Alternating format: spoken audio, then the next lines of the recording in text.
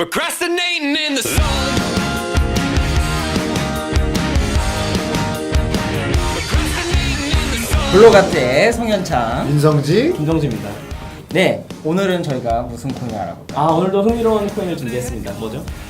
바로 중국의 이더리움이라고 불리는 엔트쉐어스인가 네온가 하는 뭐 그런 아무튼 코인이 있어요. 근데 이번 편은 조금 이전 거랑 다른 게 이 전 거는 저희가 화제성이 좀 있었던 코인들을 가져왔는데 이번 거는 화제성이 있기도 했지만 무엇보다도 저희 구독자님께서 애청자님께서 그쵸. 해달라고 부탁을 하셨기 때문에 저희는 네. 애청자님과 구독자님들과 함께 네. 가는 방송이기 때문에 댓글에 네오 찍어달라고 하셨던 당신입니다, 바로.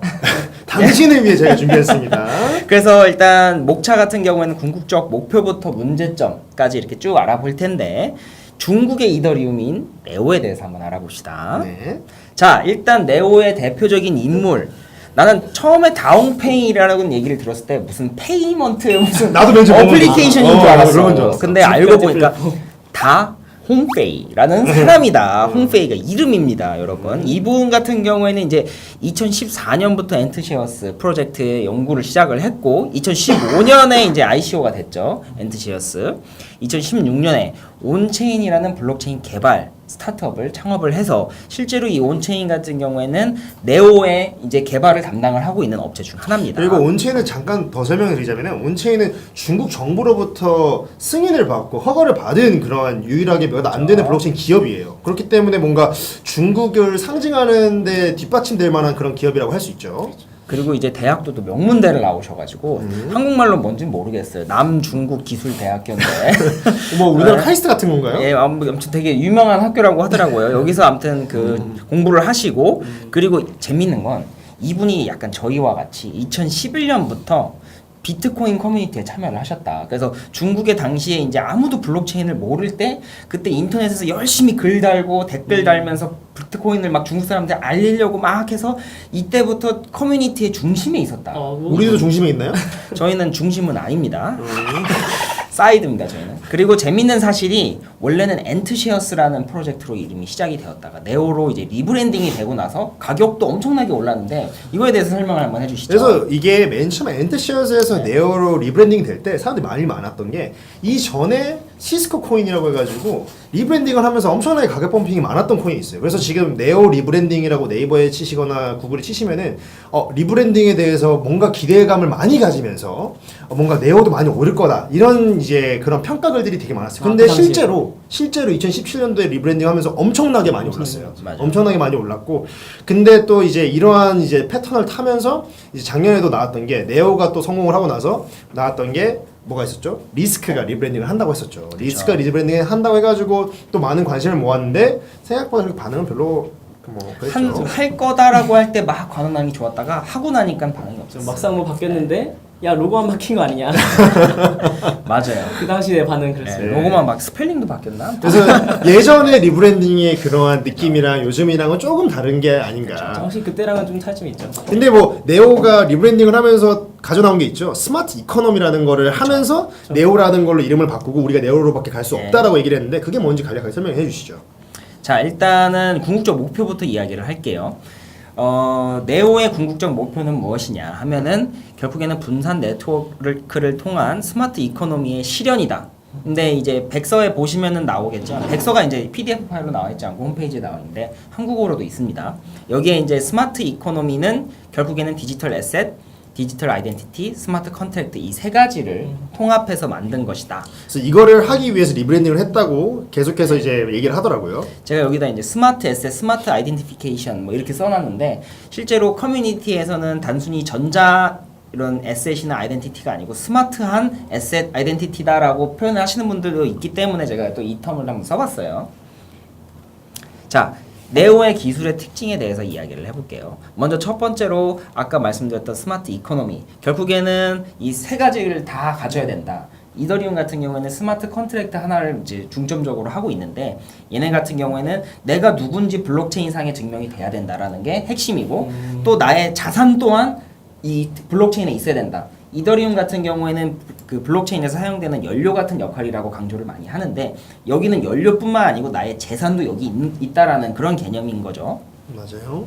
그리고 이제 두 번째로는 이제 네오 코인을 예치함으로써 수익이 창출이 됩니다. 이게 굉장히 특이한 특징이죠. 그쵸? 이게 뭐냐면 여러분 아시는 분은 아실 거예요. 고팍스 같은데 네오 갖고 있으신 분들은 가스라는 게 계속 들어와가지고 아 이게 뭐 스타크래프트 할 때 가스냐 이런 분들 많은데 그게 아니고 네오가 사실은 원래는 이제 이게 POS입니다. POS인데 얘네가 이제 하는 그 합의 알고리즘은 이제 DBFT라는 맞습니다. 그런 건데 이제 그건 나중에 저희가 마지막에 얘기를 드리고 기본적으로 말씀드리면 네오에서 만든 오피셜 지갑들이 있어요. 안드로이드용 네. 그리고 온라인 뭐 이런 몇 가지 이런 지갑들이 있는데 거기다가 본인의 네오를 넣어 놓으면 가스가 생겨요 그냥. 그러니까 사람들이 약간 헷갈려 하실 수도 있는 게 저도 맨 처음 헷갈렸던 게 저는 스테이크를 해야 되는 줄 알았어요. 그래가지고 이렇게 묶어놔야지만 가스가 창출되는 줄 알았는데 그게 아니라 그냥 가지고만 있어도 가스가 나오더라고요. 그래서 지금 업비트랑 빗썸은 뭐 하는 건지 좀 궁금합니다. 빗썸엔 네오가 없어요. 그래갖고 업비트 같은 경우는 그래가지고 빗썸 죄송합니다. 네, 업비트 같은 경우는 최근에 뭐 아직까지는 최근이죠. 업비트랑 다운페이랑 직접적으로 싸웠는데 다운페이가 업비트에 대고 아 얘네 가스 다 먹냐 단적으로 말해서 이제 왜 안 나눠주냐 사람들한테. 네, 태클을 넣었는데 업비트는 그 당시에 아 너네 믿지 못하면 모두 출금을 해가지고 출금을 다 해버려가지고 상당 폐지를 시키면서 사람들한테 나눠주고 그렇게 증명을 하겠다 강하게 나온 거죠. 네. 그래서 다운페이가 아 그럼 됐다. 사실 업비트가 상당히 큰 마켓이잖아요. 그죠. 한국 마켓에서 가장 큰 부분 차지하기 때문에 지금은 업비트에서 네오 핫 월렛에다가 네오를 보관하겠다는 동의를 하면 가스 나눠주고 있습니다. 참고하시면 될 것 같습니다. 그래서 네오 같은 경우에는 이미 프리마인드, 이미 채굴이 다 된 코인입니다. 1억 개가 이미 발행이 되어 있고 그리고 나서 이제 가스라는 게 새로 나왔어요. 그래서 가스를 이용해서 결국에는 이더리움의 역할을 하는 거죠. 이더리움 블록체인에서 이더리움이 하는 것처럼 연료의 역할을 여기서는 가스가 하게 되는 겁니다. 그래서 22년간 1억 개가 앞으로 발행될 예정이고 그 이후부터는 추가 생성이 안 됩니다. 그래서 혹시라도 이제 네오를 갖고 계신 분들은 본인이 네오라는 그런 배당 그러니까 지분이 있는 거고 이제 배당으로서 가스를 받는다는 거를 꼭 기억을 해두시면 좋을 것 같아요. 그리고 이제 TPS 얘기를 안 할 수가 없는데 지금 당장 평균적으로는 1000 TPS 정도가 나와요 네오에서.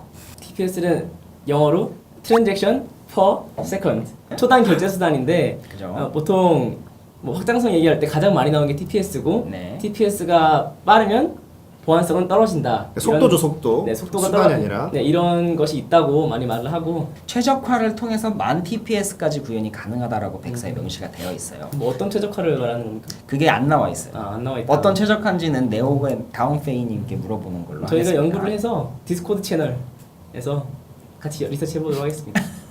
아시는 분은 저희한테 좀 디스코드에서 말씀을 해주세요. 많은 저희 네. 건설적인 피드백 자유롭게 받고 있죠. 네. 그래서 재밌는 게 마지막으로 이제 DPoS의 합의 알고리즘을 쓰고 있다고 말씀을 드렸는데 이쪽에서 이제 네오 쪽에서 말하는 건 Delegated Byzantium Fault Tolerance라는 이런 합의 알고리즘을 사용하고 그렇죠. 있어요. BFT 기반인데 그걸 이제 네. 위임된 BFT로 사용을 하고 있는 거죠. 근데 이게 DPoS 아닌가요? 저는 거기서는- 차이를 못 느끼겠는데 쉽게 말씀을 드리면은 일단은 노드들 사용자들이 결국에는 대표를 선발해서 그 대표는 이제 북키퍼라는 거를 사용하게 됩니다. 이제 북키퍼가 되는 거죠. 그래서 실제로 이 북키퍼들이 BFT 합의 알고리즘을 통해서 블록들을 생성하게 되는 겁니다. 그런 거고 또 재밌는 게 아까 말씀드렸듯이 스마트 이코노미에는 이제 자기 증명을 할 수 있는 아이덴티티가 포함이 되어 있잖아요. 그래서 그 아이덴티티를 통해서 각 북키퍼의 실명도 확인이 가능합니다. 아, 실명을 확인해. 추후에 업데이트가 될 예정이지만 그 실명 디지털 아이덴티티를 통해서 북키퍼들을 실명화해서 그렇게 할 계획을 갖고 있다라고 또 나와 있더라고요. 또 이제 재밌는 네오의 사실이 하나 있는데 네오의 코인 같은 경우에는 나눠지지가 않아요. 그게 무슨 말이냐면은 한 개 단위로 움직일 수밖에 없습니다. 저 버비트에 뭐 가지고 있었을 때는 그래서 이게 소수점까지 거래가 됐죠. 거래소가 스캠이 아니냐 이런 말들이 많은데 아 그런 게 있었구나. 이제 그 오피셜 지갑으로 만약에 출금을 하시는 분들은 꼭 아셔야 될 게 0. 몇 개 단위로 움직이지가 않아요. 그래서 무조건 한 개, 두 개, 세 개 단위입니다. 그래서 네오는 말 그대로 이제 어떤 회사의 네트워크에 대한 지분이라고 생각을 하시면 되는데 이게 나눠지지가 않기 때문에 0.5개를 보내도 거기서는 인식이 안 됩니다. 그러면 남는 건 누가 가져갑니까? 그거는 이제 업비트에 물어보시죠. 그리고 대신에 그래서 이게 사실은 지분이기 때문에 화폐가 아니에요. 네오코인 자체는 화폐가 아니고 가스라는 게 그래서 있는 겁니다. 그래서 갖고 있으면 가스를 주잖아요. 또 가스를 이용해서 저희가 트랜잭션을 합니다. 네오 네트워크에서는 가스가 화폐 역할을 하기 때문에 가스는 트랜잭션을 할 때 0. 몇 개 소수점 단위까지 거래가 가능하다. 이거를 좀 기억해 주시면 될 것 같습니다. 그럼 블록체인 생태계에서 네오는 어떤 역할을 하는 것인가? 결국에는 이제 뭐 이더리움도 마찬가지겠지만 그렇죠. 플랫폼이죠. 네. 중국의 이더리움이니까. 중국의 이더리움이니까 그래서 분산형 네트워크 플랫폼 뭐 대부분의 3세대 블록체인들은 다 이거를 아마 얘기를 할 거예요. 그리고 또 재밌는 게 약간 달라요. 룸 네트워크랑 비슷할 수 있겠는데 인하우스 개발자들 뿐만이 아니고 다양한 외부 협력사, 개발 협력사들을 통해서 실용 덱을 개발한다. 이게 무슨 말이냐면 네오의 이 자체 개발진들은 결국에는 네오 플랫폼에 집중을 하겠다. 대신에 여기서 사용되는 덱들은 우리가 관여를 안 할 테니 외부에서 해달라. 최근에 굉장히 핫한 코인이 있었죠. 온톨로지. 온톨로지. 네. 다운페이의 역작이죠. 역작이죠. 뭐 그런 것들은 이제 네오 개발팀에서 개발을 하는 게 아니고. 근데 진짜로 네오 설명을 계속 듣고 공부를 하다 보면은 뭐가 느껴지냐면은 왜 중국 코인이라고 하는 게 느껴지냐면은 방금 분명히 또 얘기했던 아이덴티티 얘기했잖아요. 신원 이런 것들이 지금 우리 전 세계 정부들에서 굉장히 관심 많이 가진 부분이에요. 이게 만약에 확인이 안 될 경우에는 뭐 세금 문제도 그렇고 약간 검은 돈들이 들어올 수도 있고 이런 것들이 있기 때문에 그런 것들을 좀 해결해 줄 수 있는 그러니까 정부들과 얘기를 하면서 소통하면서 가는 코인이 아닌가라는 생각이 많이 드네요. 금융자산 성재가 말한 것처럼 금융자산을 다루는 시스템이라면 기존 금융체계에 있던 규제라든가 아니 뭐 이제 규정에 대해서 컴플라이언스가 이루어져야 되는데 특히 중국 정부 엄청나게 빡세죠? 엄청나죠. 아니 그때도 얘기했잖아요. 중국 절대 안 산다면서요. 구글도 안 되고 페이스북도 안 되고 다 안 돼가지고. 그 부분은 제가 이제 마지막에 장단점 할 때 자세히 다루도록 하겠습니다. 알겠습니다. 네. 채널 고정. 그래서 일단 마켓캡 및 화제성을 말씀을 드리면 이때 2017년 7월쯤에 굉장히 핫했었죠. 그때가 언제였죠? 바로 리브랜딩이죠. 리브랜딩이었죠. 그렇죠. 그때 이제 엔트쉐어스에서 넘어갈 때 이때 뭐 가격도 엄청 올랐었고 엄청 올랐죠. 이제 뭐 비트코인과 비교했을 때는 아무래도 화제성은 좀 떨어질 수밖에 없지만 뭐 리브랜딩 될 때는 아주 핫했었죠. 이더리움을 넘어섰던 적도 있습니다. 그리고 이제 마켓캡을 말씀을 드리면 이제 뭐 저희가 조사를 할 때는 가격이 이제 32.83달러로 되어 있는데 지금은 더 내려갔어요. 그래서 일단 1억 개가 선 채굴이 되어 있습니다. 이미 전부 다 채굴이 되어 있고 50%는 이제 ICO를 두 번에 나눠서 했어요. 그래서 2015년에 한 번, 2016년에 한 번 이렇게 두 번 나눠서 했는데 두 번째 ICO 했던 코인들이 1년간 락업이 돼서 2017년에 풀렸어요. 그래서 그때 이제 풀린 물량이 전부 다 돌아다니고 있다고 생각을 하시면 됩니다. 파트너 얘기를 안 할 수가 없는데 굉장히 중국에서 기업 또는 정부에서 굉장히 또 밀어주고 협력을 하는 그런 코인이다 보니 아무래도 대기업들 마이크로소프트와도 이제 협력을 하고 있고요. 알리바바에 뭐 당연히 참여를 해서 개발도 하고 있습니다. 그리고 수많은 네. 호재성 수많은 호재성을 가지고 있죠. 네오는 그리고 진짜. 온체인 같은 경우는 이제 다운페이가 또 설립을 한 그런 개발사고요. 그리고 아까 말씀드렸던 그 외부 개발사 말씀을 좀 드리자면 여기에 이제 CEO나 CTO로 계신 분들도 외부 개발사에서 실제로 이제 일을 하시는 분들도 계시고 예를 들어서 City of 지온이나 네오트래커, 피터링스 뭐 이런 외부 개발사들이 있어요. 중국 외부 개발사들인데 여기서 네오의 이제 외부 협력 업체로서 덱들을 개발하는 역할을 하고 있다. 또 마이크로소프트가 또 특히 이제 의미를 가지는 게 리브랜딩 발표 자체를 마이크로소프트 베이징 본사에서 했었죠. 그렇죠. 마이크로소프트 코인 아니냐. 네. 별별 소리 다 나와서 그런 소리 참 좋아해요, 정준이. 소문을 참 좋아하시는 분이에요. 그래서 그랬었다. 소리 진리카. 자, 그다음에 이제 장단점을 얘기를 하면 일단 중국 코인이 제가 볼 땐 장점이자 단점이에요. 그래서 중국이 정부 차원에서 블록체인을 개발하는 것도 있는데 워낙에 탈중앙화를 싫어하는 정부다 보니까 몇 개 안 밀어주고 있죠. 내가 봤을 때 이게 장점일 수가 있는 게 지금 네오를 산 사람들, 네오를 가지고 있는 사람, 네오를 호들하고 있는 사람들은 뭘 바라고 있냐면은 지금 중국 정부에서 거래를 막았잖아요. 근데 이제 거래가 풀린다는 얘기가 있어요. 근데 풀리면은 중국 사람들, 중국 정부에서는 네오를 밀 수밖에 없다. 이런 얘기를 많이 하고 있기 때문에 그거를 기다리는 사람들이 되게 많죠. 그렇죠. 중국이 굉장히 무서운 나라인 게 페이스북도 안 되고 지메일도 안 되는 나라예요. 그래서 중국에서 네오 없어져 하면 없어지는 그런 구조기 때문에 사실은 정부의 그런 방향성에 의해서 굉장히 좌지우지 될 수밖에 없는 코인이라는 게 장점이자 단점이다. 맞아요. 그리고 두 번째로 제가 아까 말씀을 안 드렸는데 이제 개발 언어가 이제 그 진리카 같은 경우에는 그 실라라는 그런 언어를 쓰고 이제 이더리움에서는 솔리디티라는 언어를 또 만들어서 쓰고 이게 좀 추세처럼 번져나가고 있잖아요. 그렇죠. 근데 굉장히 어려워. 이게 일반 개발자들은 접근 자체가 어려운 언어이기 때문에 생소한 거기 때문에 그렇죠. 네오에서는 일반적으로 개발자들이 사용하는 모든 대중적 언어가 다 호환이 됩니다. 뭐 그래서 자바스크립트라든지 C++도 개발자들이 그렇고 C샵도 개발하기 그렇고 편하게. C++도 그렇고 뭐 고도 되고 파이썬도 됩니다. 그렇습니다. 이런 게 굉장히 그런 왜냐하면 외부 개발사들이 굉장히 참여를 많이 하고 있기 때문에 대중적인 거에 목숨을 걸고 있다라고 말씀드릴 수가 있겠죠. 그 다음으로 아까 파트너에서 말씀드렸다시피 정부와 이제 대기업 특히 중국 정부와 특히 중국 대기업들의 그런 협력 퀀텀 아니면 네오예요. 그렇게 중국에서. 근데 퀀텀보단 네오를 밀어주는 추세다. 이건 확실한 것 같아요. 그래서 이게 중국 기업도 시장 특성이 중국에 뭐 가면 뭐 유명한 말이 있죠. 거지들도 알리페이로 구걸한다. 이미 사실은 블록체인에 뭐 모든 국가 자체가 모든 국민이 올라가 있다고 해도 과언이 아니라고 사람들이 평가를 하는데 중국 정부에서 마음 먹으면은 중국 인구 지금 16억 되나요? 다 움직입니다. 한 번에. 다 움직입니다. 그렇기 때문에 지금 네오 사라는 겁니까? 장단점이죠. 왜냐하면 네오가 없어질 수도 있잖아요. 없어질 네오 없어지면 없어지는 근데 정말로 근데 무서운 게 정말로 예전에 2017년도 11월인가요? 10월에 이제 중국 규제가 맨 처음에 나왔던 걸로 기억을 하는데 그때 그 전에까지만 해도 중국의 위안화가 비트코인 시장에 엄청나게 많은 부분을 차지했어요. 아, 그래서 30~40%를 차이나만- 차지했었는데 차이나만- 지금은 없어. 볼 수가 없어요. 정말 그 정부 한마디 때문에 지금 탈중앙화라고 하는 비트코인 세계에서도 위안화를 볼 수가 없는 게 정말로 무서운 거고 그렇기 때문에 만약에 그 중국 정부에서 내가 네오 밀겠다 하면은 잘 되는 거고 네오 꺼져라 하면은 이제 없어지는 거고. 중국 코인에 대한 장점이나 단점이라고 할 수 있겠죠. 그리고 마지막으로 이제 투자 관점에서 봤을 때 배당 시스템이라는 게 사실 잘못된 표현이긴 하지만 결국에는 네오를 갖고 있으면 가스라는 게 그냥 들어옵니다. 그냥 들어요. 저도 이거를 참 좋아합니다. 공짜 좋아하잖아요. 공짜 좋아하고 하기 때문에 요즘 갖고 힘들어. 와요. 요즘 네. 힘들잖아. 네. 근데 이게 문제가 될 수 있잖아요. 모든 POS 코인들도 그렇고 약간 그런 코인들이 지금 얘기를 많이 듣는 게 그렇죠. 증권법에 위반이 맞아요. 될 수 있죠. 증권법 위반이 되면은 이제 갖고만 있으면 돈이 올라가는 걸 하면 증권법 위반이라고 하더라고요. 근데 돈을 버는 게 왜 잘못인지 모르겠지만 예, 아무튼 뭐 그런 게 있습니다. 증권법이랑 허위 테스트 관련해서 좀 더 알고 싶으신 분들은 디스코드 방 근데 다 필요 없고 중국 정부에서 된다고 하면 다 되는 거니까 그게 장단점인 것 같아요. 그죠? 자, 그러면은 이제 네오라는 코인에 대해서 또는 중국 시장에 대해서 한마디 해주시죠.